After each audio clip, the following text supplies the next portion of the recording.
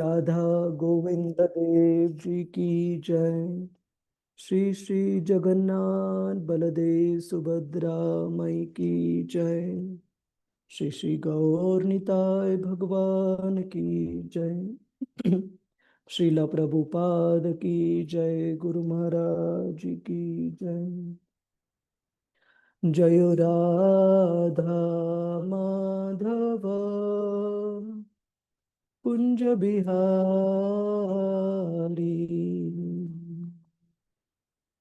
जय राधा माधव कुंज बिहारी। गोपी जन वल्लभ गिरिवरधारी। यशोदानंदन ब्रज जनरंजन। यशोदानंदन ब्रज जनरंजन। जमुना तीरा वनचारी। जमुना तीरा वनचारी। जयो राधा माधव कुंज बिहारी। जय राधा माधव कुंज बिहारी। श्री कृष्ण चैतन्य प्रभु नित्यानंदा। श्री अद्वैता गदाधर श्रीवासादि गौर भक्तवृंद। हरे कृष्ण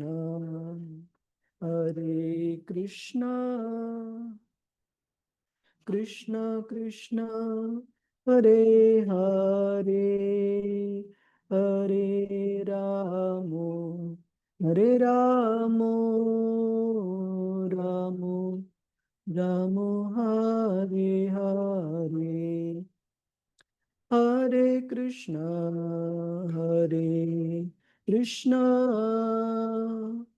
कृष्ण कृष्ण हरे हरे हरे राम हरे राम राम राम हरे हरे। हरे कृष्ण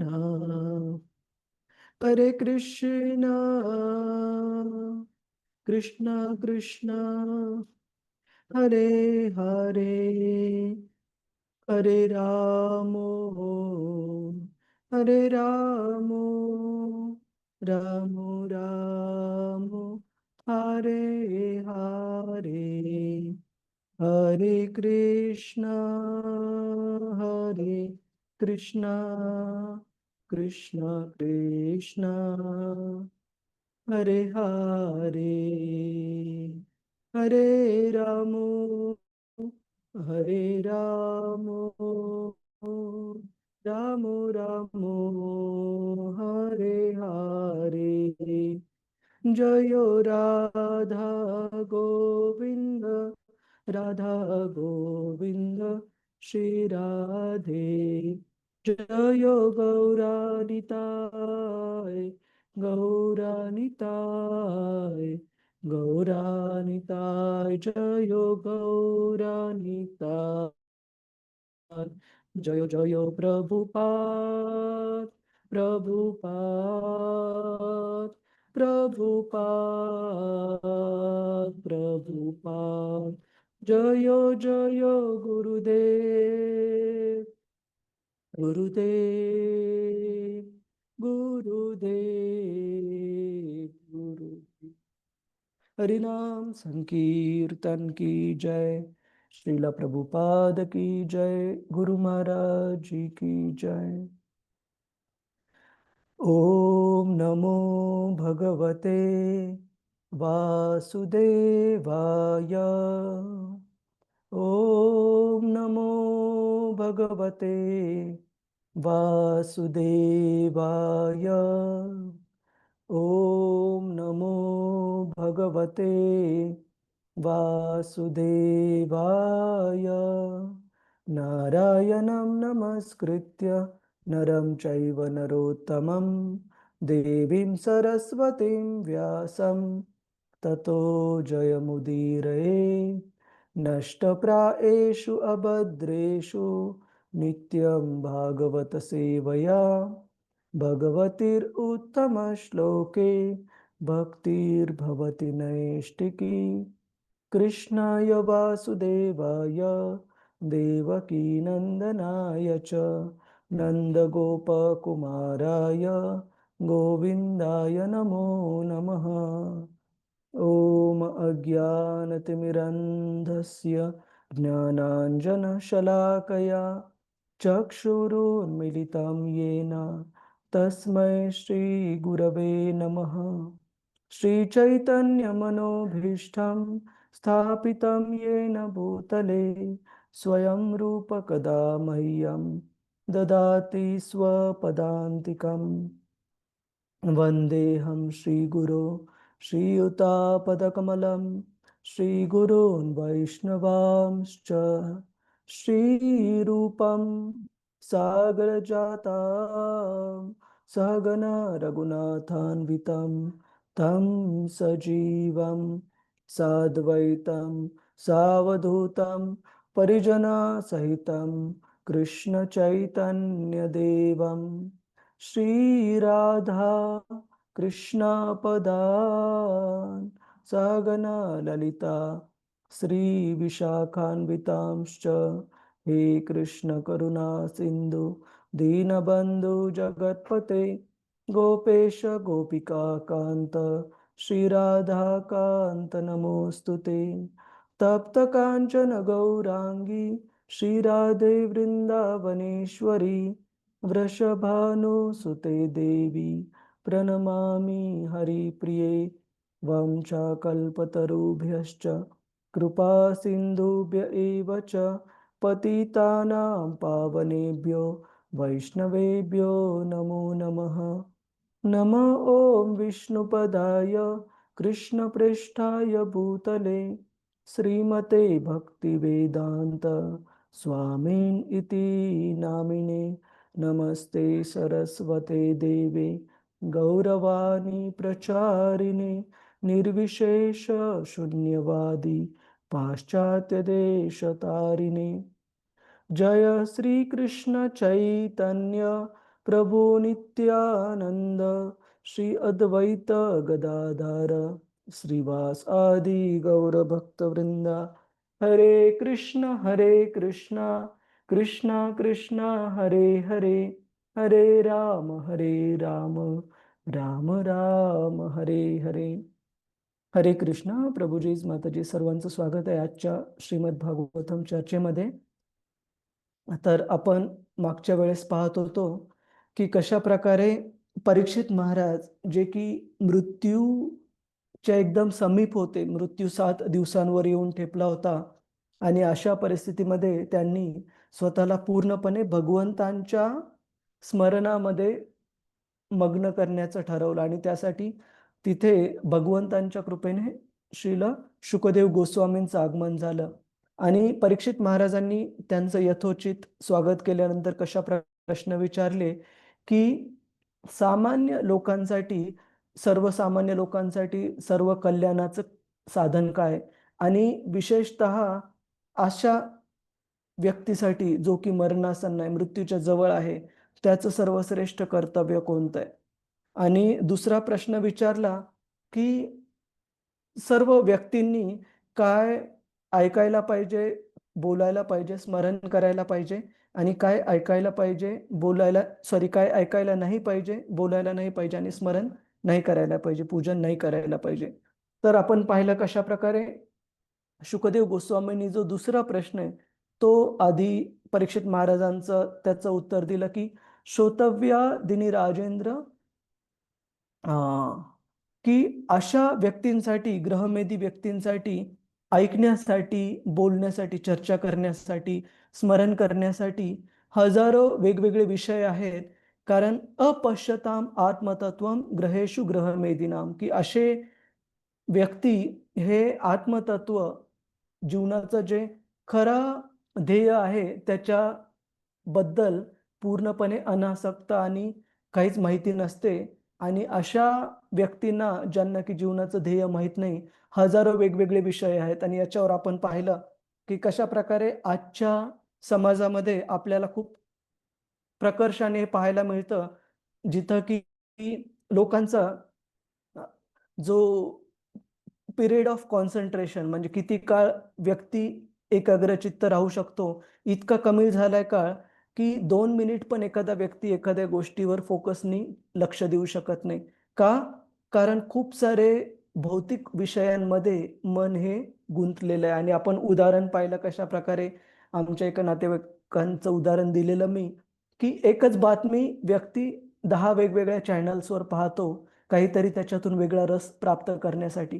किंवा सोशल मीडियावर इतके सारे वेगवेगळे शॉर्ट्स, व्हिडिओज पाहण्यात लोकं मग्न असतात, की ज्याचं की आपल्या दैनंदिन जीवनाशी, शिकण्याशी किंवा स्वतःचं ज्ञान वृद्धिंगत करण्याशी काही देणं-घेणं नाहीये. आणि त्यांना वाटतं, की आपण मनोरंजन करत आहोत, पण मन हे त्याच्यातून उल्हासित कधीच होत नाही. थकून जातं अजून. तर अशा प्रकारे भौतिकवादी व्यक्तींसाठी शुकदेव गोस्वामी सांगतात, की हजारो वेगवेगळे विषय आहेत स्वतःचं मन गुंतवण्यासाठी.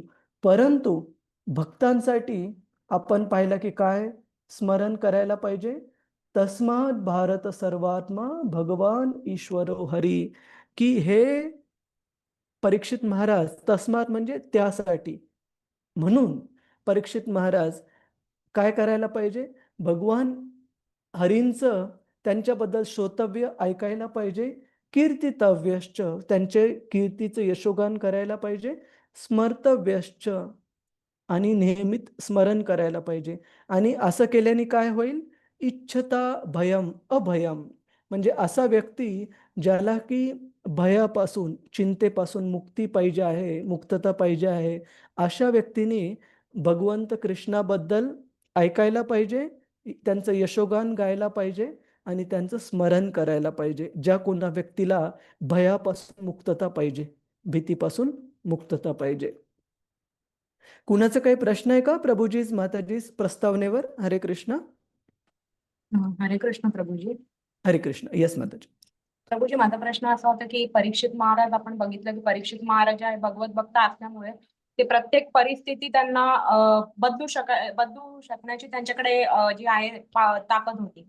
पण बरोबर. प्रभूजी, आपण बघतो की आपण आपण एक सामान्य आहोत सगळे. तर त्यामुळे जर आपण काही गोष्टींविषयी, जसं परीक्षित महाराजांनी कलीला पण मारण्याचं सामर्थ्य होतं त्यांच्याकडे.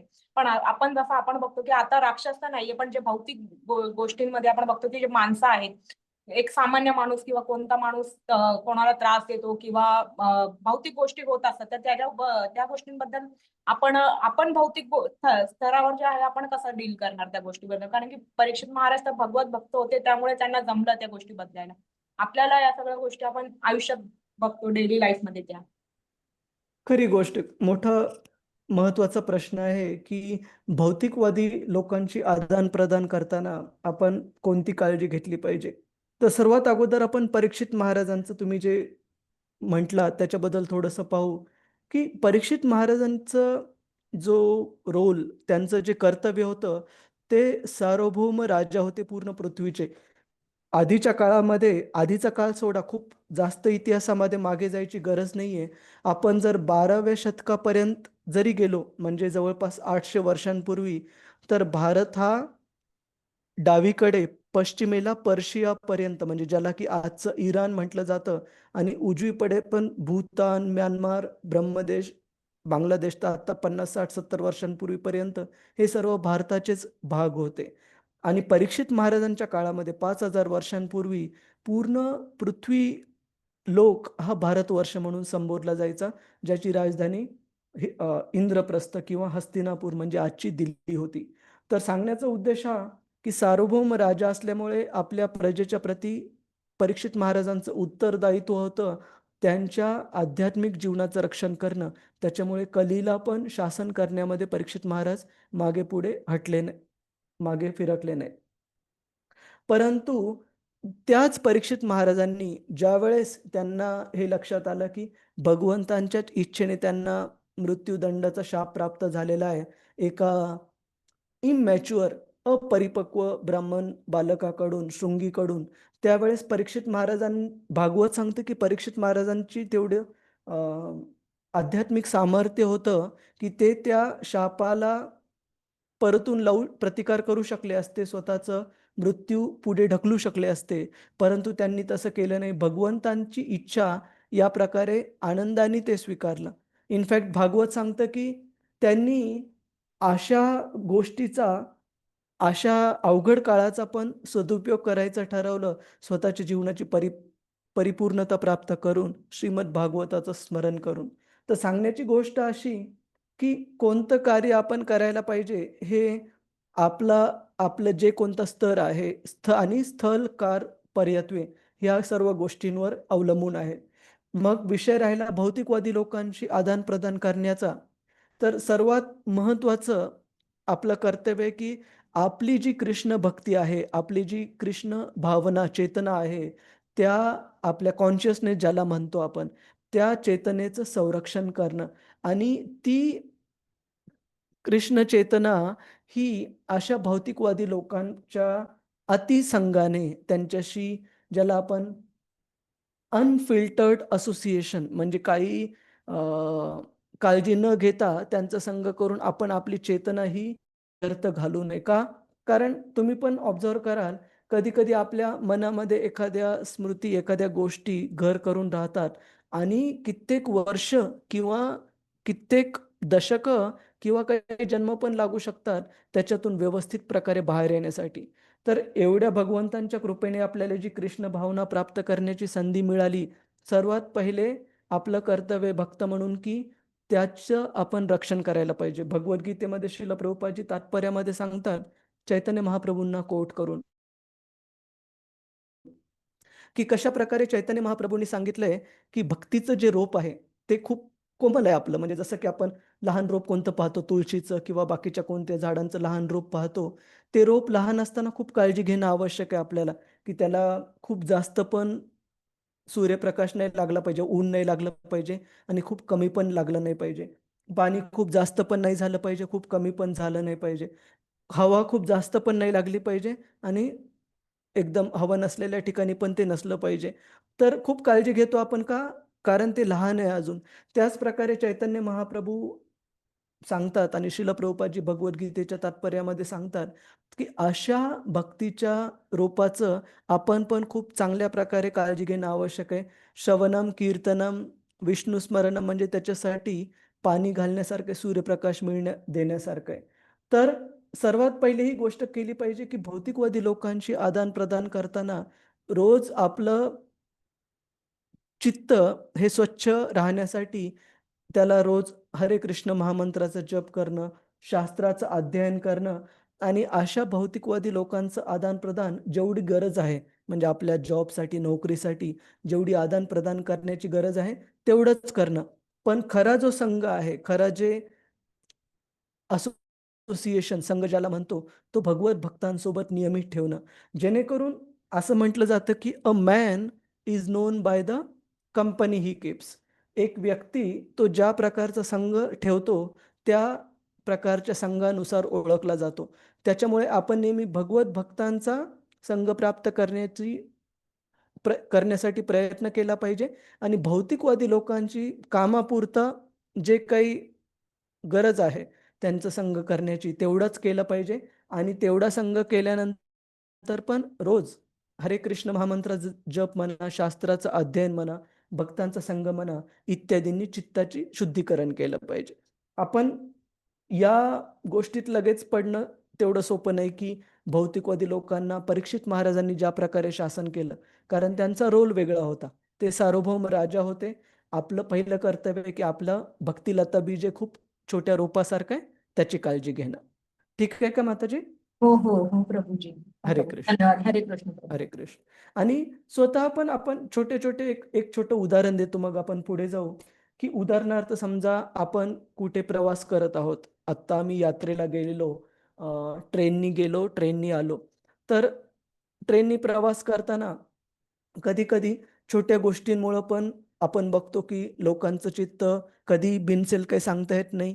तो कोणतं सीट शेअरिंग असो, कशामुळे असो. तर आपण कधी लक्षात घ्यायला पाहिजे, की आपल्यासाठी सर्वात महत्त्वाचं काय आहे, की कृष्ण भावनेमध्ये एकाग्र चित्त लागण्यासाठी आपल्या स्वतःला पण शांततेत राहणं खूप महत्त्वाचं आहे. आपण जर निम्न जे प्रकृतीचे नियम आहेत, जसं की रजोगुण, तमोगुण यामध्ये जर आपण राहिलो, तर आपलं चित्त पण भगवंतामध्ये जोडणं खूप अवघड राहील.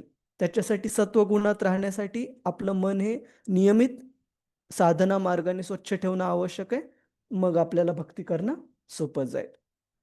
ठीक आहे. प्रभुजीज, माताजीज, हरे कृष्ण. हो प्रभूजी. हरे कृष्ण. आपण पुढे जाऊ श्लोक क्रमांक 6 पासून. कृपया म्हणण्याचा प्रयत्न करा.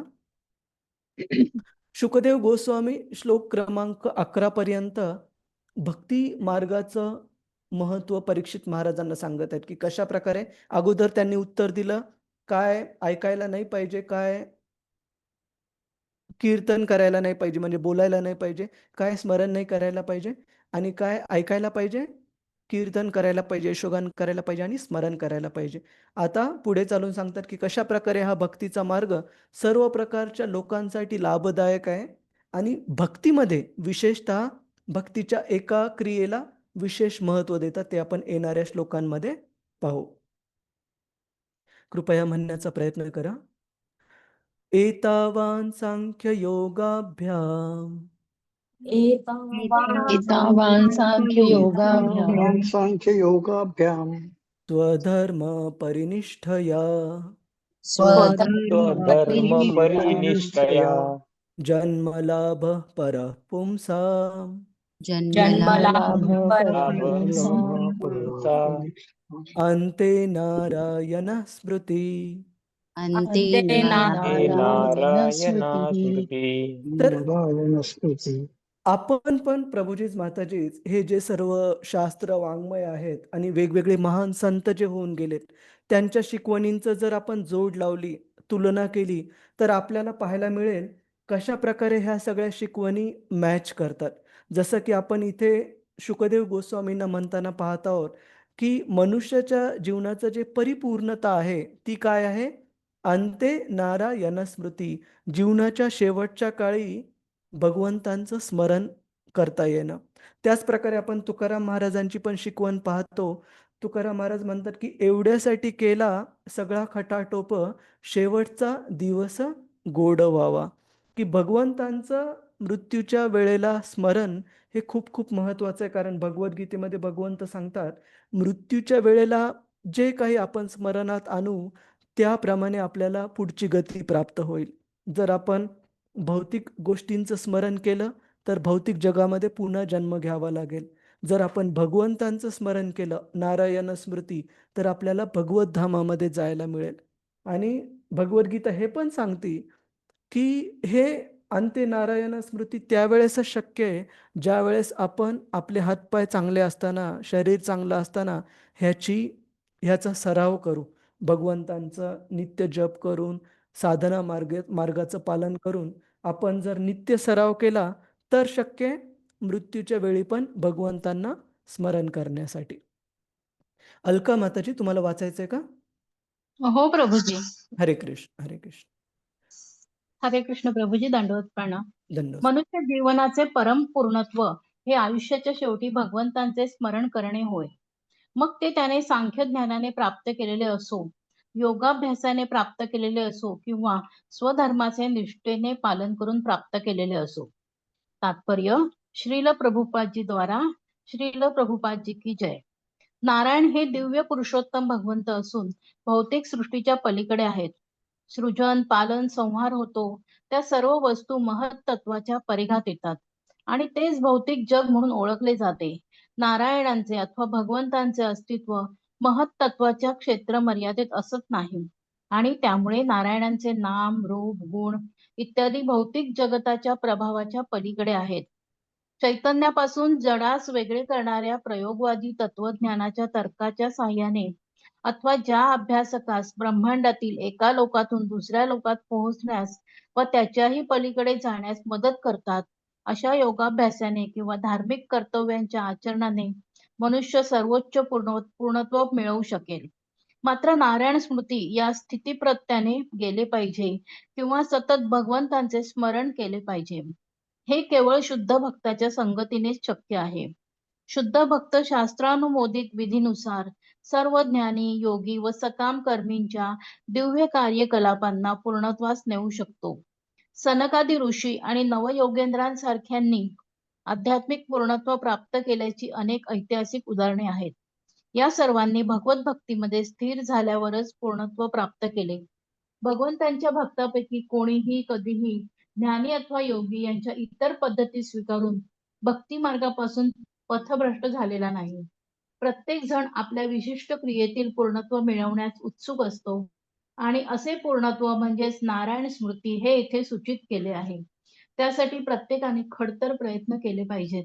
दुसऱ्या शब्दात मनुष्याने आपल्या आयुष्याची घडी अशी बसविली पाहिजे की त्याला पदोपदी भगवंतांचे अधिकाधिक स्मरण होईल. श्रील प्रभुपादजी की जय. हरे कृष्ण प्रभुजी. दंडवत प्रणाम. हरे कृष्ण. धन्यवाद माताजी, धन्यवाद. तर या तात्पर्यामध्ये शेवटचं वाक्य खूप महत्वाचं आहे. श्रील प्रभुपादजी लिहितात तात्पर्यामध्ये की मनुष्याने आपल्या आयुष्याची घडी अशी बसवली पाहिजे की त्याला पदोपदी भगवंतांचे अधिकाधिक स्मरण होईल. याचा अर्थ काय की आपल्या जीवनाचे 24 तास अशा प्रकारे आपण प्लॅन करायला पाहिजे, अशा प्रकारे आपण योजना करायला पाहिजे की त्याच्यामध्ये आपल्या दैनंदिन कार्यामध्ये भगवंतांना स्मरण करणं हे सोपं राहील. उदाहरण आपण पाहू काही. उदाहरणार्थ एखादा व्यक्ती भक्ती करण्यासाठी प्रयत्न करत असेल, खूप चांगली गोष्ट आहे. परंतु आपल्या घरातील कुटुंबासोबत वागताना जर आपण भक्ती मार्गातून आपण शिकलेले जे तत्व आहेत त्यांचं जर पालन करत नसू, जसं भगवद्गीतेमध्ये भगवंत सर्वात पहिला गुण सांगतात भक्तांचा की भक्तांनी नम्र राहायला पाहिजे. आणि आपण बाहेरच्या जगासोबत राहताना तर नम्र आहोत, परंतु आपले जे कुटुंबातील सदस्य आहेत त्यांच्यासोबत जर राहताना आपण रूडला आपण मराठीमध्ये काय म्हणतो प्रभूजीच माताजीच? कठोर. त्यांच्याशी जर आपण कठोर वृत्तीने वागत असू, व्यवस्थित जर आदान प्रदान करत नसू, तर त्या वागण्याचा उपयोग नाहीये. तर सगळ्यात पहिली गोष्ट भागवत सांगतं की आपण जे शिकत आहोत प्रभूजीच माताजीच भागवतातून, वेगवेगळ्या शास्त्रांमधून, त्या शिकण्याचा उपयोग तिथपर्यंतच आहे जिथपर्यंत आपण त्या मुद्द्यांचा आपल्या दैनंदिन जीवनामध्ये उपयोग आचरणात आणण्याचा प्रयत्न करत आहोत. जर आपण दैनंदिन जीवनामध्ये ही तत्व, मूलभूत तत्व भक्तीची आचरणात जर आणत नाही आहोत, तर हे ज्ञान काय झालं? फक्त थेरॉटिकल आपण मराठीत म्हणतो पुस्तकी ज्ञान झालं. जसं की मी नेहमी उदाहरण देतो की पुस्तकी ज्ञान हे फायद्याचं नाहीये. जसं तंबाखूच्या प्रत्येक पाकिटावर किंवा सिगारेटच्या प्रत्येक पाकिटावर चेतावणी लिहिलेली असते की तंबाखूमुळे, सिगारेटमुळे कॅन्सर होऊ शकतो. पण ते पुस्तकी ज्ञान झालं. जर त्या ज्ञानाने जर लोक ऐकत असते तर कुणीच तंबाखूचं सेवन केलं नसतं, कुणीच सिगारेटचं सेवन केलं नसतं. पण ते पुस्तकी ज्ञान आहे, अजून आचरणात आणलेलं नाही त्या लोकांनी. अशा प्रकारे आपल्याला पण जीवनाची जर परिपूर्णता प्राप्त करायची आहे, तर आपण जे काही भक्ती मार्गातील मुद्दे शिकत आहोत ते आचरणात आणणं खूप खूप आवश्यक आहे. इथे तात्पर्यामध्ये श्रील प्रभुपादजी सांगतात की भगवंत कसे महत्त्वाच्या क्षेत्र मर्यादेच्या पलीकडे आहेत. तर महत्त्व म्हणजे काय की हे भौतिक जगत तयार कसं होतं याच्याबद्दल भागवतामध्ये वर्णन आहे. विशेषतः दुसऱ्या स्कंदामध्ये, तिसऱ्या स्कंदामध्ये, हा जो चालू झाला तो दुसरा स्कंद आहे. या स्कंदामध्ये आणि पुढच्या स्कंदामध्ये भगवंतांनी कशा प्रकारे या सृष्टीचं हे सृष्टी बनवली याच्याबद्दल वर्णन आहे. तर असं सांगितलं जातं की सर्व जीव जे आहेत ते जोपर्यंत हे भौतिक जगत चालू आहे तोपर्यंत वेगवेगळ्या आपण योनींमध्ये, वेगवेगळ्या प्राणीमात्रांच्या योनीमध्ये आपल्याला जन्म प्राप्त होतो आणि आपल्याला कार्य करण्यासाठी मुभा दिली जाते. विशेषतः मनुष्य जन्मामध्ये आपल्याला पर्याय आहे की आपण भक्ती मार्गाचं पालन करून उच्च गतीला भगवत धामाला जायचं का प्राण्यांसारख्या सवयी ठेवून प्राणी योनीमध्ये जन्म घ्यायचा, निम्न योनीमध्ये. तर ही जी चॉईस, हा जो पर्याय आहे, तो केवळ आणि केवळ मनुष्य जन्मामध्ये उपलब्ध आहे. आणि ह्या भौतिक जगाचं ज्यावेळेस प्रलय, ज्यावेळेस विनाश होतो, त्यावेळेस सर्व जीव त्यांच्या त्यांच्या इच्छेनुसार, जसं की एखाद्या व्यक्तीच्या काही इच्छा बाकी असतील, प्राण्यांसारखा आनंदाचा उपभोग घ्यायचा, किंवा काही जणांची इच्छा असेल की स्वर्ग सुख अनुभवायचं. अशा वेगवेगळ्या प्राणीमात्रांच्या वेगवेगळ्या इच्छांनंतर त्या प्राणीमात्रांना एका सुप्त स्थितीमध्ये, एका निद्र अवस्थे स्थितीमध्ये ठेवलं जातं, ज्याला सांगितलं जातं महत्तत्व. जे की भगवंतांच्या शरीरामध्ये, महाविष्णूंच्या शरीरामध्ये वास करतात आपण निद्र अवस्थेमध्ये, जोपर्यंत आपण भौतिक जगतात आहोत. आणि पुढच्या वेळेला पुन्हा सृष्टीची ज्यावेळेस रचना होते ब्रह्माजींद्वारा, भगवंतांच्या कृपेने सर्व जीवांना वेगवेगळ्या शरीरामध्ये, प्राणी योनीमध्ये पुन्हा जन्म दिला जातो, त्यांच्या इच्छा पूर्ण करण्यासाठी भौतिक जगातल्या. त्याच्यामुळे इथे सांगितलंय की भगवंत जे आहेत, ते ह्या महत्त्वाच्या म्हणजे भौतिक जगाच्या सृष्टी रचनेच्या अगोदर पण स्थित आहेत, उपस्थित आहेत, आणि ह्या भौतिक जगाच्या प्रलयानंतर पण तेच एकमेव व्यक्ती आहेत जे स्थित राहणार आहेत, उपस्थित राहणार आहेत, आणि महत्त्वाच्या क्षेत्र मर्यादेच्या पलीकडे आहेत ते. आणि भगवंतांना जाणण्यासाठी अध्यात्माचे वेगवेगळे मार्ग सांगितले, जसं ज्ञान मार्ग आहे, योग मार्ग आहे आणि भक्ती मार्ग आहे. तर विशेषतः ज्ञान मार्गाचे आणि योग मार्गाचे जे व्यक्ती आहेत, ते भगवंतांच्या ब्रह्मन म्हणजे भगवंतांच्या शरीरातून निघणारा जो प्रकाश आहे, त्याच्यामध्ये लीन होण्यासाठी जास्त त्यांचं कल असतो, जास्त त्यांचं इन्क्लिनेशन, कल असतो. परंतु जे भक्ती आहेत, भक्ती मार्गावरील जे भक्त आहेत, त्यांना भगवंतांच्या वैयक्तिक सेवेमध्ये, भगवंतांच्या सेवेमध्ये जोडण्यासाठी ते उत्सुक असतात. ह्या भौतिक जगात असू किंवा आध्यात्मिक जगात असू. तर अशा प्रकारे आपण पाहतो, हे वेगवेगळे मार्ग भगवंतांनाच प्राप्त करण्यासाठी आहेत. पण याच्यामध्ये फरक हा आहे, की तुम्ही ज्ञान मार्ग घ्या किंवा योग मार्ग घ्या, याच्यामध्ये तुम्हाला काही प्रमाणामध्ये भक्ती प्राप्त करावीच लागेल, त्यावेळेसच तुम्ही भगवंतांना प्राप्त करू शकता. परंतु भक्ती मार्ग असा आहे, की बाकी मार्गांवर अवलंबून नाहीये. ज्ञान मार्गावर अवलंबून नाहीये आणि योग मार्गावर पण अवलंबून नाहीये. केवळ आणि केवळ भगवंतांच्या नामस्मरणाने, त्यांच्याबद्दल ऐकण्याने, त्यांचं यशोगान केल्याने आपण भगवत धामात जाऊ शकतो. आपल्याला वेगवेगळ्या योगिक सिद्धी प्राप्त करण्याची गरज नाहीये, किंवा वेगवेगळ्या ज्ञानींप्रमाणे घरदार सोडून जंगलामध्ये जाऊन भगवंतांवर लक्ष केंद्रित करून मेडिटेशन करण्याची, ध्यान करण्याची गरज नाहीये. घरात बसून पण भक्ती व्यवस्थित पालन करता येते. तर इथे सांगितलंय की अगोदरच्या काळामध्ये अशा महान ज्ञानी व्यक्तींनी पण भगवंतांना प्राप्त केलंय भक्ती मार्गाच्या जोरावर. जसं की उदाहरण दिलंय सनकादी ऋषींचं, जे 4 चतुष्कुमार आहेत. कुणाला माहिती आहे का प्रभूजीच, माताजीच, काय नाव आहे त्यांचे? कुणी सांगेल का? सनादी, हम्म, सनातन, हम्म, सनातन हम्म. आणि सनातन, सनत सनत कुमार सनत कुमार, बरोबर आहे. सनत कुमार ना? हा, सनक, सनातन, सनंदन आणि सनत कुमार हे आहेत 4 चतुष्कुमार, जे की ब्रह्माजींचे मानसपुत्र आहेत. ब्रह्माजींकडून जन्मलेले सर्वात पहिले ब्रह्माजींचे लेकरं म्हणजे 4 चतुष्कुमार आहेत. तर हे महान ज्ञानी होते आणि यांनी नंतर भगवत भक्तीला प्राप्त केला आणि कशा प्रकारे भगवंतांना भगवत भक्तीमध्ये श्रेष्ठ स्तर प्राप्त केला सनत कुमारांनी. तर त्यांचं केस स्टडी, त्यांचं उदाहरण इथे सांगितलंय, की किंवा नवयोगेंद्रांचं उदाहरण सांगितलंय, की अशा प्रकारे आध्यात्मिक मार्गाच्या वेगवेगळ्या मार्गांचं पालन करून भगवंतांना प्राप्त केलेल्या महान ऋषीमुनींचं इथं उदाहरण दिलेलं आहे. आणि इथे सांगितलंय की आपण पाहतो वेगवेगळे ज्ञानीज असू, योगीज असू, यांनी भक्ती मार्गाला प्राप्त केल्याची खूप उदाहरणं आहेत. जसं की चतुष्कुमारांचं उदाहरण आपण पाहिलं, जे की एक ज्ञानी होते. तसंच आपण वेगवेगळ्या ऋषीमुनींचं, उदाहरणार्थ प्रभू रामचंद्रांचे गुरु कोण होते? विश्वामित्र. विश्वामित्र मुनी, ज्यांनी योग साधनेचं इतकं प्रखर हे केलं, पालन केलं आणि नंतर भक्ती मार्गावर आले, तर अशा वेगवेगळ्या ज्ञानींचं आणि योगींचं खूप सारे उदाहरणं आपल्याला पाहायला मिळतात, जे की भक्ती मार्गावर आले आणि नंतर परिपूर्णता प्राप्त केली. परंतु इथे सांगितलंय की भक्ती मार्गावरील कोणी कधी उलट गेलेला नाही किंवा ज्ञान मार्गावर म्हणा किंवा योग मार्गावर म्हणा, इतर पद्धती कधी स्वीकारायची त्यांना गरज पडली नाही. का? कारण भक्तीचा मार्ग जो आहे, तो परिपूर्ण आहे. त्या मार्गामध्ये दुसऱ्या कोणत्या आध्यात्मिक प्राप्तीच्या मार्गाची मदत घेण्याची गरज नाहीये भगवत प्राप्तीसाठी. तर इथे सांगितलंय, अशा प्रकारे अंतकाळामध्ये भगवंतांची स्मृती करण्यासाठी प्रत्येक व्यक्तीने खडतर प्रयत्न करायला पाहिजेत.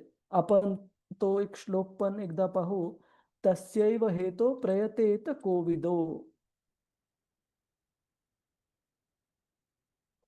नारद मुनी श्रील व्यासदेवांना सांगतात, की याच्यामुळे जे खरंच जे खरेच बुद्धिमान व्यक्ती आहेत, ते अशा सुखासाठी प्रयत्न करतात, जे की पाताळ लोकापासून ब्रह्मलोकापर्यंत कुठेही भौतिक जगतामध्ये उपलब्ध नाहीये. भगवत भक्तीचं जे सुख आहे, त्याच्यासाठी असे कोविद लोकं, बुद्धिमान लोकं प्रयत्न करतात आणि अशा सुखासाठी प्रयत्न करत नाहीत, जे की निम्न योनीमध्ये कुत्रे, मांजरे, प्राणीमात्रांना पण सहज उपलब्ध आहे. इंद्रिय भोगाचं सुख, त्याच्यासाठी प्रयत्न करत नाहीत. का प्रयत्न करत नाहीत बुद्धिमान लोकं? कारण असं सुख दिसायला तर सुख दिसतं, पण ते खरं कशामध्ये परावर्तित होतं नंतर? दुःखामध्ये परावर्तित होतं. तल्लभ्यते दुःखवदन्यतः सुखं, कालेन सर्वत्र गभीर रम्हसा. आणि असं जे सुख आहे, इंद्रिय भोगाचं जे निम्न स्तरावरचं सुख आहे, ते असंच फुकट उपलब्ध आहे कोणत्याही प्राणी योनीमध्ये. त्याच्यासाठी मनुष्य जीवन व्यर्थ घालण्याची गरज नाहीये. मनुष्याने काय करायला पाहिजे? भागवत सांगतं, की खडतर प्रयत्न करायला पाहिजे अशा गोष्टीसाठी जे की केवळ मनुष्य जन्मामध्ये शक्य आहे. अशा गोष्टीसाठी प्रयत्न नाही करायला पाहिजे, जे निम्नतर प्राणी योनीमध्ये पण उपलब्ध आहे. कुणाचा काही प्रश्न आहे का प्रभुजीच, माताजीच या मुद्द्यावर? हरे कृष्ण. प्रभूजी ह्याच्यावर नाहीये, पण मला ना ते सांख्य योग जे आहे ना, त्याच्याबद्दल थोडं सांगाल का? हां. ते तर समजत नाही. सांख्य योग म्हणजे साध्या शब्दामध्ये त्याचं भाषांतर आहे analytical study of body and mind, की स्थूल ज्या गोष्टी आहेत म्हणजे अर्थ, वॉटर, फायर, एअर, इथर, पृथ्वी, वायू, जल, अग्नी, आकाश, ह्या ज्या स्थूल गोष्टी आहेत आणि जी सूक्ष्म गोष्ट जे की स्पिरिट आहे, आत्मा आहे, ह्या दोन्हीमधला फरक काय? की स्थूल गोष्टी आहेत त्या नश्वर आहेत. म्हणजे जसं आपण पाहिलं की ज्यावेळेस सृष्टीची रचना होती, या स्थूल गोष्टी अस्तित्वात येतात आणि सृष्टीचा प्रलय झाल्यानंतर ह्या स्थूल गोष्टी पुन्हा भगवंतांच्या शरीरामध्ये महत्त्वामध्ये विलीन होतात. परंतु जे आत्मा आहे तो शाश्वत आहे. स्थूल गोष्टी निर्माण होण्याच्या अगोदर पण आत्मा हा शाश्वतरित्या स्थित आहे आणि स्थूल गोष्टींचा प्रलयानंतर लोप पावल्यानंतर पण आत्मा हा भगवंतांचा अंश असल्यामुळे स्थित आहे. ठीक आहे. तर सांख्ययोग म्हणजे ह्या दोन गोष्टींचा विस्तृतरित्या अभ्यास करणं. स्थूल गोष्टी ह्या कशा प्रकारे आत्म्यापेक्षा वेगळ्या आहेत. ठीक आहे माताजी. आणि ज्याला अजून दुसऱ्या शब्दामध्ये म्हटलं जातं की शरीर आणि आत्मा ह्यांच्या कशा प्रकारे फरक आहे याचा अभ्यास करणे. ठीक आहे माताजी. हरे कृष्ण. ओके प्रभूजी, थँक्यू प्रभूजी. हरे हरे कृष्ण. कृष्ण. हरे कृष्ण. अजून कुणाचा काही प्रश्न आहे का प्रभूजीच, माताजीच? पुढे जायचं आपण. ठीक आहे. तर शुकदेव गोस्वामींनी मागच्या 2 श्लोकांमध्ये सांगितलंय, की कशाप्रकारे भगवंतांबद्दल ऐकायला पाहिजे, की त्यांचं यशोगान गायला पाहिजे, स्मरण करायला पाहिजे आणि आपलं जीवन अशा प्रकारे बनवायला पाहिजे, घडवायला पाहिजे, जेणेकरून अंते नारायण स्मृती, की जीवनाच्या शेवटी आपल्याला भगवंतांचं स्मरण करता येईल. हे शुकदेव गोस्वामी सांगत आहेत. आता पुढच्या श्लोकामध्ये ते केस स्टडी सांगत आहेत, की हे राजा, हा जो मार्ग मी तुम्हाला भक्तीचा सांगत आहे, भगवंतांना प्राप्त करण्याचा, त्यांचं ऐकण्याने, त्यांच्याबद्दल त्यांचं यशोगान करण्याने, त्यांचं स्मरण करण्याने अनेक वेगवेगळे जे मुनी आहेत, जे वेगवेगळे ऋषी मुनी आहेत, त्यांनी या मार्गाचं पालन करून स्वतःच्या जीवनामध्ये परिपूर्णता प्राप्त केली, त्यांच्याबद्दल सांगतात. तर आपण आधी हा श्लोक म्हणू. कृपया आपण सर्वांनी म्हणण्याचा प्रयत्न करा. प्राएण मुनयो राजन् प्रायेण मुनयो राजा प्रायेण मुनयो राजा निवृत्ता विधिशेषतः निवृत्ता विधिशेषतः नैर्गुण्यस्था रमन्ते स्म नैर्गुण्यस्तारमन्ते स्म गुणानुकथने हरेः. गुणानुकथने हरेः. वैष्णवी माताजी, तुम्ही हात रेस केले, वर केलेला अगोदर. हो प्रभूजी, मी केला हरे होता. हरे कृष्ण. एक मिनिट. तात्पर्य आणि अनुवाद श्रील प्रभुपाद द्वारे श्रील प्रभुपाद की जय. हे परीक्षित राजा, विधी निषेधाच्या पलीकडे असलेले श्रेष्ठ अध्यात्मवादी हे प्रामुख्याने भगवंताच्या महिम्याचे गुणगान आणि वर्णन करण्यात आनंद घेतात. तात्पर्य: श्रेष्ठ अध्यात्मवादी मुक्तात्मे असतात आणि म्हणून ते नियामक तत्वांच्या बंधनात असत नाही. आध्यात्मिक स्तरावर उन्नत होण्याची इच्छा असणाऱ्या नवसाधकाला आध्यात्मिक गुरु नियामक तत्वांच्या आधारे मार्गदर्शन करतात. वैद्यकीय सल्ल्यानुसार विविध प्रकारच्या पथ्य पालनाद्वारे उपचार करण्यात येणाऱ्या रोग्याशी त्याची तुलना करता येईल. सर्वसामान्यपणे मुक्तात्मे देखील दिव्य लीलांचे वर्णन करण्यात आनंद घेतात. वर सांगितल्याप्रमाणे भगवान नारायण हरी हे भौतिक सृष्टीच्या पलीकडे असल्यामुळे त्यांचे रूप व गुण भौतिक नाहीत. सर्व श्रेष्ठ आध्यात्मिकवादी व मुक्तात्मे हे दिव्य ज्ञानाचे प्रगत साक्षात्काराद्वारे भगवंताची अनुभूती करून घेतात आणि त्यामुळेच त्यांच्या लीलांच्या दिव्य गुणांचे कथन करण्यातच ते आनंद घेतात. भगवंत घोषित करतात की त्यांच्या जन्म आणि कर्म हे सर्व दिव्य अथवा अप्राकृत आहे. भौतिक शक्तीच्या प्रभावाखाली असलेला सर्वसामान्य मनुष्य गृहीत धरतो की भगवंत आपल्यासारखाच एक आहे आणि म्हणून भगवंताचे रूप, नाम इत्यादींचे दिव्यत्व मान्य करण्याचे तो नकारतो. अध्यात्मवादी व्यक्तीला कोणत्याही भौतिक गोष्टीची गोडी नसते, परंतु भगवंतांच्या लीलांमध्ये तो रुची घेतो. तेव्हा हे निश्चितपणे सिद्ध करतो की भगवंत भौतिक जगातील आपल्यासारखे सामान्य नाहीत. वेदांमध्येही म्हटले आहे की भगवंत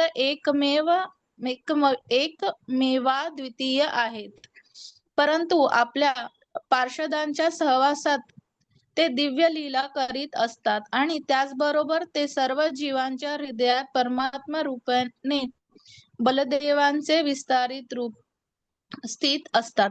म्हणून दिव्य साक्षात्काराची परमोच्च पूर्णावस्था ही निराकार अद्वैतवादांच्या आकांक्षेप्रमाणे भगवंतांच्या निर्विशेष ब्रह्मामध्ये विलीन होणे नसून त्यांचे दिव्य गुण लीलांचे श्रवण आणि कीर्तन करण्यात आनंद घेणे ही आहे. वास्तविक दिव्य आनंद तर भगवंतांच्या दिव्य महिमांचे गायन करण्यात आहे. त्यांच्या निराकार स्वरूपात स्थित झाल्याच्या भावनेत नव्हे. असेही काही अध्यात्मवादी आहेत जे अशा उच्च स्थितीतील नाहीत. त्यांची निम्न स्थिती आहे आणि ते भगवंताच्या दिव्य लीला वर्णन करण्यात आनंद घेत नाही. या उलट ते त्यांच्या अस्तित्वाशी एकरूप होण्याच्या हेतूने त्यांच्या लीलांची औपचारिक चर्चा करतात. हरे कृष्ण प्रभूजी. हरे कृष्ण. धन्यवाद माताजी. श्रील प्रभुपाद की जय.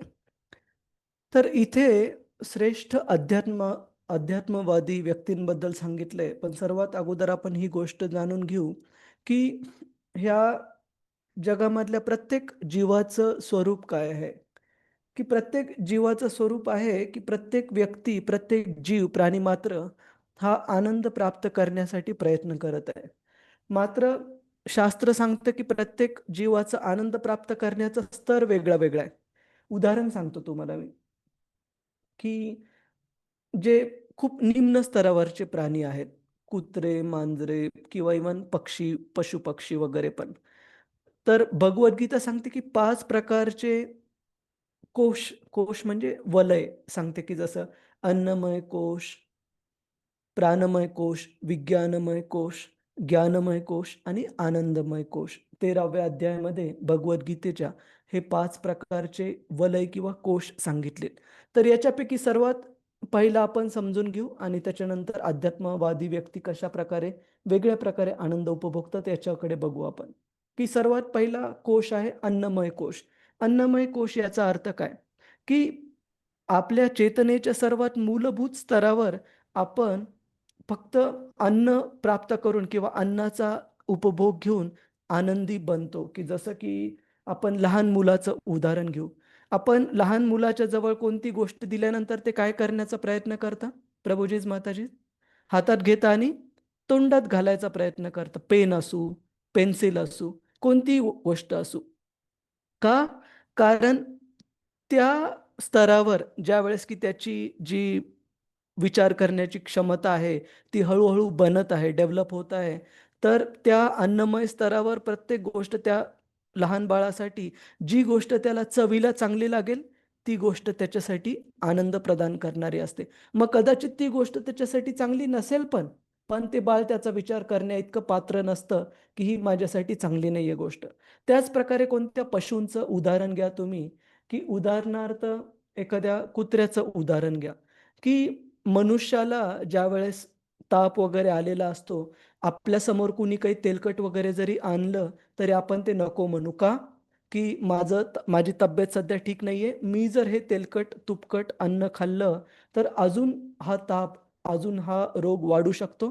त्याच्यामुळे ज्यावेळेस माझी तब्येत पूर्णपणे ठीक होईल, त्यावेळेस मी याचा उपभोग घेईल. तोपर्यंत साधं जेवण मला चांगलं राहील. तेवढी कळण्याची आपल्यामध्ये पात्रता आहे. पण तुम्ही विचार करा, की एक कुत्रा आहे, त्याची तब्येत ठीक नाहीये, ताप वगैरे काहीतरी आहे. परंतु त्याच्यासमोर जर तुम्ही तेलकट, तुपकट पदार्थ आणून ठेवले, तर तुम्हाला वाटतं का प्रभुजीज माताजीज तो स्वतःला थांबवू शकेल? नाही थांबवू शकणार. का नाही थांबवू शकणार? कारण तो अन्नमय कोशात आहे. त्याच्यासाठी आनंद घेण्याचं जो स्तर आहे, तो अत्यंत मूलभूत स्तरावर आहे, की अन्नाचा लाभ घ्या. मग ते अन्न त्याच्यासाठी प्रकृतीसाठी चांगलं जरी नसेल, तरी तो स्वतःला थांबवू शकणार नाही. तो झाला अन्नमय कोश. कुणाचा काही प्रश्न आहे का या मूलभूत स्तरावर प्रभुजीज माताजी? की कशाप्रकारे अन्नमय कोश जो की सर्वात निम्न स्तर आहे, त्याच्यावर व्यक्ती फक्त खाण्याचा विचार करतो. खाण्याचा म्हणजे अन्नातून आनंद उपभोगण्याचा आणि ते अन्न आपल्यासाठी चांगलं आहे का नाही, याच्याशी पण त्याला काही देणं-घेणं नसतं. मग कधी-कधी आपण भौतिकवादी व्यक्तींसाठी पण पाहतो, कधी-कधी ते खूप स्पायसी वगैरे अशा गोष्टी खातात, खूप तेलकट, अतिशय तिखट वगैरे आणि जिभेला तर ते खाताना चांगलं लागतं, परंतु शरीराच्या आतमध्ये गेल्यानंतर मग ॲसिडिटी वगैरे असे प्रकार होतात आणि त्रास होतो त्याचा, की माहिती ते अन्न मला त्रास देणार आहे, परंतु ते स्वतःला रोखू शकत नाहीत, थांबवू शकत नाहीत. कारण आनंदाचा स्तर हा एकदम निम्न स्तराचा आहे. क्लिअर आहे प्रभुजीज, माताजीज? कुणाला काही प्रश्न आहे का याच्यावर? सर्वांना क्लिअर आहे? अन्नमय स्तर, अन्नमय कोश म्हणजे काय? प्रभूजी. हो हो, ना? समजलं तर प्रभू. याच्या वरचा जो स्तर आहे, की आपण सर्व 5ही कोश नाही बघू शकणार. परंतु विशेषतः अध्यात्मवादी व्यक्तींसाठी असं सांगितलंय, की यांना कोणत्याच भौतिक आनंदाशी काही देणं-घेणं नाहीये. त्याच्या पलीकडेच हे लोकं, जसं की उदाहरणार्थ शुकदेव गोस्वामींचं उदाहरण, वेगवेगळ्या अवधूतांचं उदाहरण दिलं जातं. एक श्लोक मी तुम्हाला श्रीमद भागवताचं दाखवतो. पहिल्या स्कंदामध्येच येतो 7वा अध्याय आणि 10वा श्लोक.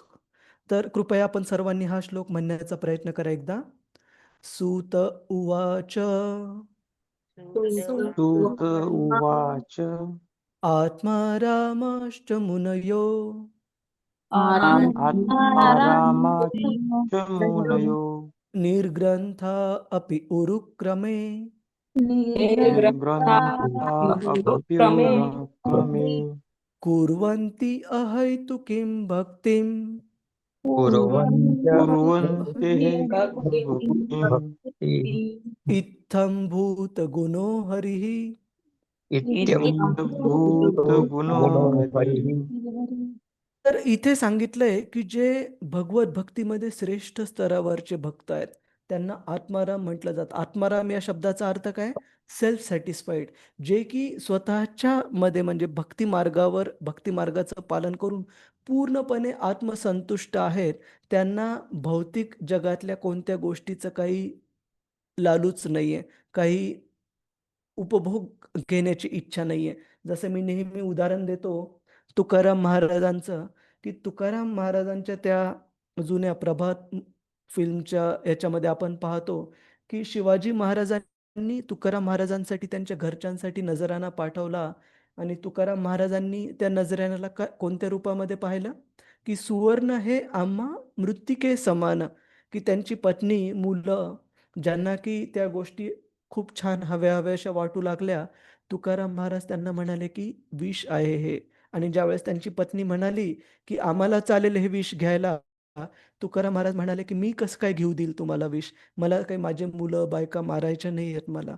तर सांगण्याची गोष्ट अशी, की एका आध्यात्मिक दृष्ट्या श्रेष्ठ प्रगत अशा भक्तासाठी भौतिक जे लालसा आहे त्या सर्व निम्न स्तरावरच्या, त्या सर्व तुच्छ स्तरावर असतात आणि त्या कोणत्याच भौतिक स्तरावरच्या गोष्टींमध्ये हे श्रेष्ठ जे आत्मे असतात, श्रेष्ठ भक्ती स्तरावरचे व्यक्ती ते रस घेत नाहीत. त्यांना आत्माराम म्हटलं जातं. परंतु असे आत्माराम, आत्मसंतुष्ट व्यक्ती जे की कोणत्याच भौतिक गोष्टीकडे त्यांचं आकर्षित होत नाही लक्ष, भगवंतांच्या भक्ती मार्गावर, भगवंतांप्रती श्रवण करण्यामध्ये, कीर्तन करण्यामध्ये, स्मरण करण्यामध्ये अतिशय लालसा असते त्यांना. निर्ग्रंथा अपि उरुक्रमे, की अपि म्हणजे पण, उरुक्रम म्हणजे भगवंत, अशा भगवंतांच्या अहैतुकी भक्ती करण्यामध्ये त्यांचा रस असतो, परंतु भौतिक कोणत्याही कार्यामध्ये, भौतिक कोणत्याही उपभोगामध्ये त्यांना रस नसतो. तर अशा श्रेष्ठ अध्यात्मवादी व्यक्तींबद्दल भागवत सांगतं, की असे अध्यात्मवादी श्रेष्ठ स्तरावरचे व्यक्ती हे आनंद कशाप्रकारे प्राप्त करतात? भगवंतांच्या महिमांचं गुणगान करून आणि भगवंतांच्या महिमांचं वर्णन करून त्यांना आनंद प्राप्त होतो. जसं की हे झालं सर्वश्रेष्ठ स्तर, आपल्याला सांगितला एकदम निम्न स्तर. याच्यामधले पण आहेत. उदाहरणार्थ काही कवी असतात, लेखक असतात. तुम्ही पाहिलं असेल, की एक कवी, मला वाटतं बालकवींबद्दल असं सांगितलं जातं, की त्यांना पण आनंद निश्चित प्राप्त होतो. कशामध्ये प्राप्त होतो? कविता करण्यामध्ये, की जो की आनंद मोड ऑफ गुडनेस सत्व स्तरावर आहे. उदाहरणार्थ बालकवींबद्दल असं सांगितलं जातं, की ते एकदा रेल्वेच्या रुळांवरून चालत होते आणि मनामध्ये कविता त्यांच्या बनवत असायची किंवा गुणगुणत असायचे. तर मागून रेल्वे आली, हॉर्न वाजवला, तरी पण ते स्वतःच्या कविता गुणगुणण्यामध्ये किंवा स्मरण करण्यामध्ये इतके मग्न होते, की त्यांना कळालंच नाही गाडी आलेली आणि शेवटी त्यांचा त्याच्यामध्ये मृत्यू झाला. तर निश्चित अशा प्रकारचे व्यक्ती पण एक श्रेष्ठ प्रकारचा आनंद प्राप्त करत आहेत. त्याच्यामुळेच त्यांचं मन त्याच्यातून बाहेर यायला तयार नाहीये. पण या 3 जे स्तर सांगितले त्याच्यामध्ये फरक काय प्रभुजीच माताजीच? आनंदाचा प्राप्त करण्याची जी पद्धत आहे, तो स्तर वेगळा-वेगळा आहे. जे निम्न स्तरावर, पशु स्तरावर जे व्यक्ती आहेत, त्यांना स्वतःचं ना तर आध्यात्मिक प्रगतीचं काही देणं-घेणं आहे, ना तर त्यांना त्यांच्या शरीराचं पण काही देणं-घेणं आहे. त्यांचं देणं-घेणं कशाची आहे? Immediate gratification. इमिडिएट ग्रॅटिफिकेशनला आपण मराठीमध्ये म्हणतो, लगेचच्या लगेच आनंद प्राप्त करणं भौतिक स्तरावरचा. तो त्यांचा आनंदाचा स्तर झाला. दुसऱ्या प्रकारचे आनंद उपभोगणारे लोकं, की ज्यांना आपण ज्ञानमय कोशामध्ये म्हणू शकतो, की वेगवेगळ्या बौद्धिक स्तरावर त्यांना रस प्राप्त होतो, आनंद प्राप्त होतो आणि तो आनंद त्यांना निम्न स्तराच्या आनंदापेक्षा जास्त आवडतो. परंतु जे आध्यात्मिकदृष्ट्या श्रेष्ठ मुक्तात्मे आहेत, त्यांच्यासाठी ना की भौतिक स्तरावरचा आनंद, ना की बौद्धिक स्तरावरचा आनंद, दोन्हीमध्ये त्यांना रस नसतो. त्यांना रस किंवा आनंद प्राप्त होतो भगवंतांच्या महिमांचं गुणगान करण्यामध्ये. आणि अशा व्यक्तींना शुकदेव गोस्वामी सांगत आहेत की कशा प्रकारे ते भगवंतांचं गुणगान करून, यशोगान करून सर्वात श्रेष्ठ असा आनंद प्राप्त करतात, त्याचं रसपान करतात. आणि तुम्ही म्हणाल की आपल्याला ती चव प्राप्त नाही झालेली अजून, आपल्याला तो रस प्राप्त नाही झालेला अजून. त्याच्यामुळे आपल्याला कधी-कधी अवघड वाटू शकतं की अरे, असं कसं काय असू शकतं की एखाद्या माणसाला 3 वेळच्या खूप स्वादिष्ट भोजनापेक्षाही भगवंतांचा महिमा जास्त गोडवा आणू शकते. हो, कारण त्यांचा भक्तीचा तो स्तर आहे. तर अशा भक्तीच्या स्तराला प्राप्त करण्यासाठी प्रेरणा देत आहेत शुकदेव गोस्वामी परीक्षित महाराजांना. क्लिअर आहे का प्रभुजी तुम्हाला वेगवेगळे आनंदाचे स्तर? 5 तर नाही सांगितले मी, पण 3 सांगितले, की सर्वात निम्न स्तर म्हणजे अन्नमय स्तर. त्याच्यामध्ये व्यक्ती कसा त्याला इमिडिएट ग्रॅटिफिकेशन म्हणजे लगेचच्या लगेच इंद्रिय भोग, इंद्रिय तृप्ती पाहिजे असते. दुसरा स्तर आहे जो भौतिक स्तरावर आनंद सॉरी बौद्धिक स्तरावर आनंद प्राप्त करणे आणि सर्वश्रेष्ठ जो आहे तो भगवंतांच्या भक्तीमध्ये त्यांच्या महिमांचं गुणगान करून व्यक्तीला रस प्राप्त होणे किंवा आनंद प्राप्त होणे. कुणाचा काही प्रश्न आहे का याच्यावर? प्रभुजीज, माताजीज, हरे कृष्ण. हरे कृष्ण प्रभूजी. मला एक विचारायचं होतं, ज्या व्यक्तींना असा छंद आहे, त्या की ज्याच्यातच ते रमतात, बरोबर. मग त्या स्तरामध्ये येऊ शकतात. जसं की बालकवी येतं ते म्हणाले त्या स्तरात हो. येतात. ते ज्ञानमय स्तरावर माताजी, की बौद्धिक स्तरावरचं त्यांचा आनंद म्हणजे भौतिकवादी व्यक्तींपेक्षा निश्चितच त्यांचा आनंद उपभोगण्याचं साधन हे श्रेष्ठ आहे. परंतु हां. जे शुद्ध भक्त आहेत, ते त्यांच्यापेक्षा सर्वश्रेष्ठ स्तरावर आहे. मग आणि कारण ज्यांना छंद म्हणजे आता ती गोष्ट केल्याशिवाय त्यांना असं वाटत नाही, की ते हां, माताजी बोला. हरे कृष्ण. क्षमस्व प्रभूजी. हां. म्हणजे छंद आहे आणि त्या त्या म्हणजे त्याच्या हां, आवाज आपला ब्रेक होतोय माताजी. तर हे बघा, भगवत भक्तीमध्ये आपण कोणत्याही व्यक्तींना त्यांचे जे आवडी-निवडी आहेत, छंद आहेत, ते सोडण्यासाठी सांगत नाही. आपण काय म्हणतो, की त्या आवडी-निवडी, ते छंद भगवंतांच्या सेवेमध्ये जोडा, भगवंतांच्या सेवेमध्ये जोपासा. उदाहरणार्थ, एखाद्या व्यक्तीला छंद आहे छान चित्र रेखाटण्याचा किंवा रंगवण्याचा. तर तो व्यक्ती तो जो छंद आहे भगवंतांच्या सेवेमध्ये वापरू शकतो. एखाद्या व्यक्तीला छंद आहे, खूप त्यांना गायन कला खूप छान दिली भगवंतांच्या कृपेने, गाण्याचा छंद आहे. तर तो व्यक्ती भगवंतांचे वेगवेगळे भजन, कीर्तन छान प्रकारे शिकून भगवंतांच्या सेवेमध्ये आपल्या गाण्याचा छंद जोपासू शकतात, वापरू शकतात. कोणत्या व्यक्तीला छंद आहे वेगवेगळ्या ठिकाणांना भेट देण्यासाठी, प्रवास करण्यासाठी. तर तो व्यक्ती भगवंतांच्या लीलांच्या वेगवेगळ्या ठिकाणांना भेट देऊन त्यांच्याबद्दल अधिकाधिक माहिती घेऊन भक्तीमध्ये प्रगती करू शकतात. बरोबर आहे ना? तर आपल्याला असलेले कोणतेही छंद आपल्याला सोडायचे नाहीयेत. परंतु त्या छंदांचा उपयोग भगवंतांच्या सेवेमध्ये जोडून करायचा आहे माताजी, प्रभूजीच. क्लिअर आहे माताजी? हरे कृष्ण. प्रभूजी. हो, कळालं. हरे कृष्ण, हरे कृष्ण. हरे. तर कोणत्या माताजींना खूप चांगल्या प्रकारे पाककला जमत असेल, कुकिंग जमत असेल, तर तुम्ही भगवंतांच्या सेवेमध्ये खूप छान प्रकारे ती सेवा वापरू शकता. कोणत्या प्रभूजींना, माताजींना, काही-काहींना आर्टिस्टिक भगवंतांच्या कृपेने कलात्मक गुण काही व्यक्तींमध्ये असतात. तर ते गुण भगवंतांच्या सेवेमध्ये मंदिराचं छान डेकोरेशन करण्यामध्ये, फेस्टिव्हलमध्ये डेकोरेशन करण्यामध्ये वापरू शकतात. तर जे काही कलाकुसर, जे काही गुण, जे काही छंद भगवंतांच्या कृपेने प्राप्त झालेत, त्याचा उपयोग आपल्याला भगवंतांच्या सेवेमध्ये कशाप्रकारे करता येईल, हे आपण बघायला पाहिजे. हरे कृष्ण. अजून कुणाचा काही प्रश्न आहे का प्रभूजीज, माताजीज? हरे कृष्ण. आणि इथे भागवताच्या तात्पर्यामध्ये सांगितलंय, की कशामुळे हे अध्यात्मवादी श्रेष्ठ स्तरावरचे व्यक्ती भगवंतांच्या यशोगानामध्ये इतका रस प्राप्त करू शकतात. कारण भगवंतांचा जन्म आणि कर्म भगवद्गीता सांगते, की ते दिव्य आहे. ते आपल्या साधारण व्यक्तीच्या जन्मासारखं, कर्मासारखं नाहीये. भगवद्गीतेचा एक श्लोक पाहू आपण आणि मग आजची चर्चा कन्क्लूड करू. 4.7 4.9 सॉरी, की भगवद्गीतेमध्ये भगवंत सांगतात की जन्म कर्मच मे दिव्यम एवं यो वेत्ती तत्वतः. उघडत नाहीये लिंक. उप्स.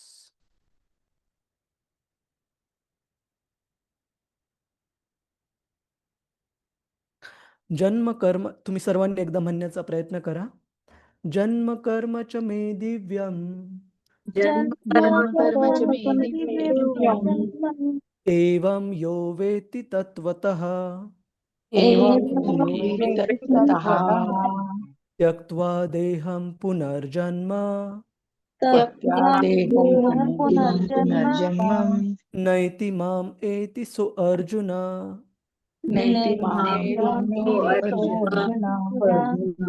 तर भगवंत सांगतात की त्यांचं जन्म आणि कर्म हे कशा प्रकारे दिव्य आहे आणि भगवंतांच्या आविर्भावाबद्दल, त्यांच्या जन्माबद्दल, कर्माबद्दल जो कोणी व्यक्ती योग्य प्रकारे जाणतो त्या व्यक्तीला हा भौतिक देह सोडल्यानंतर पुन्हा भौतिक जगामध्ये परतायची गरज पडत नाही, तो आध्यात्मिक जगतामध्ये परत जातो.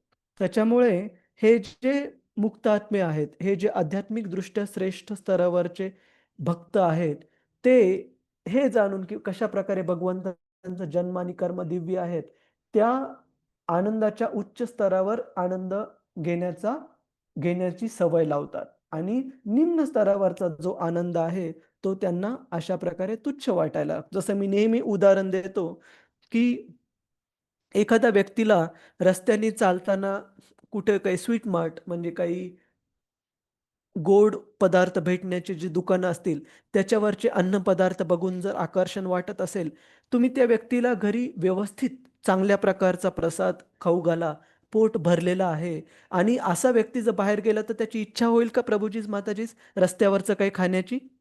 नाही होणार. का नाही होणार कोण सांगेल? कारण त्याचं पोट हे पूर्ण व्यवस्थित भरलेलं आहे आणि कशाने भरलेलं आहे?